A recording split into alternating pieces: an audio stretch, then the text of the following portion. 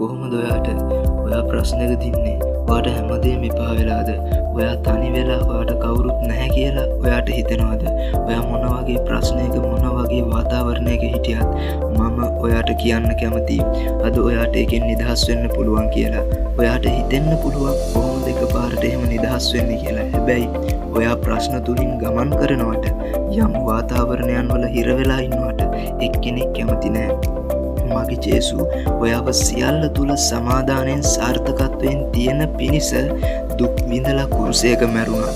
දින 3කට පස්සේ මගේ ස්වාමී ජේසුස් වහන්සේගේ නැවත නැගිටීම කරුණු කොටගෙන ඔයාට සමාදානය, සුවය, ප්‍රීතිය, නිදහස්කම, සාර්ථකත්වය, නිරෝගීකම, සඵලත්වය දීලා තියෙනවා. ඔයා මගේ ස්වාමී ජේසුස් වහන්සේව විශ්වාස කෙරුවොත් ජේසුස් වහන්සේ ඔයාගේ දෙවියන් වහන්සේගේ අතර ගොඩනගපු ඒ සම්බන්ධතාවයට ඔයා ඇතුල් වුණොත් ඔයා දකිනවා ඒ මහිමය.